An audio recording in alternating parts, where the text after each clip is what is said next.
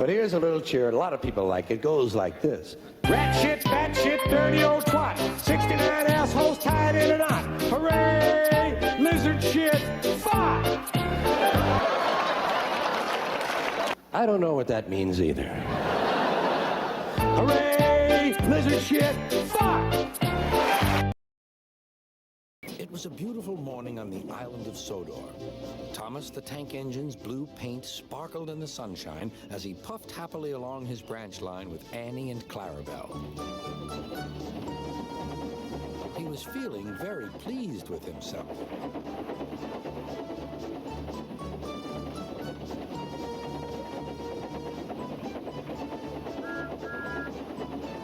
"Hello, Thomas," whistled Percy. "You look splendid."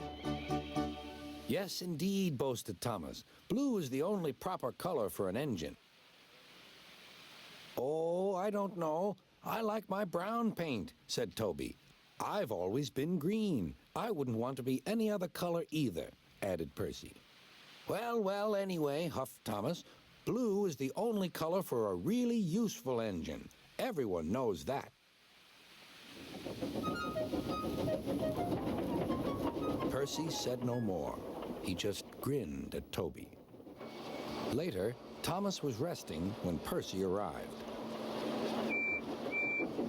A large hopper was loading his freight cars full of coal. Thomas was still being cheeky. "Careful," he warned. "Watch out with those silly cars." Go on," muttered the cars. "And by the way," went on Thomas, "those buffers don't look very safe to me."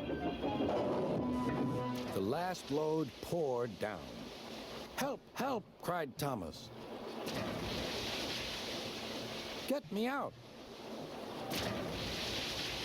Percy was worried, but he couldn't help laughing. Thomas's smart blue paint was covered in coal dust from smokebox to bunker.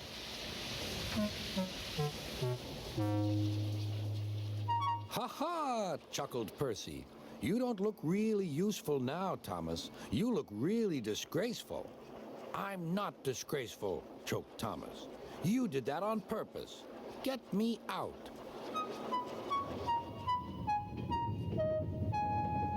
It took so long to clean Thomas that he wasn't in time for his next train. Toby had to take Annie and Clarabelle.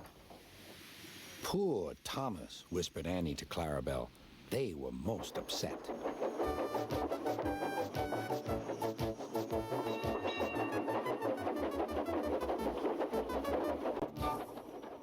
Thomas was grumpy in the shed that night. Toby thought it a great joke, but Percy was cross with Thomas for thinking he had made his paint dirty on purpose. Fancy a really useful blue engine like Thomas becoming a disgrace to Sir Topham Hatt's Railway. Next day, Thomas was feeling more cheerful as he watched Percy bring his cars from the junction. The cars were heavy and Percy was tired.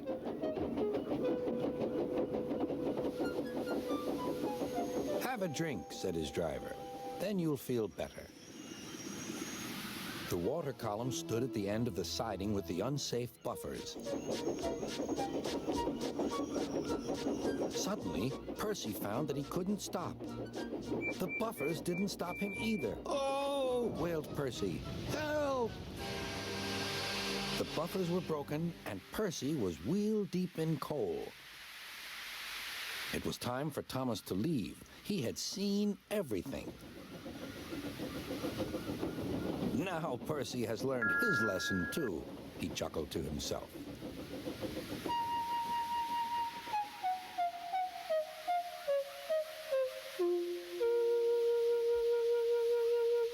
That night, the two engines made up their quarrel.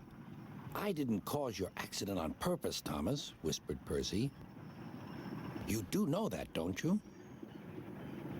"Of course," replied Thomas, "and I'm sorry I teased you. Your green paint looks splendid again, too. In future, we'll both be more careful of coal."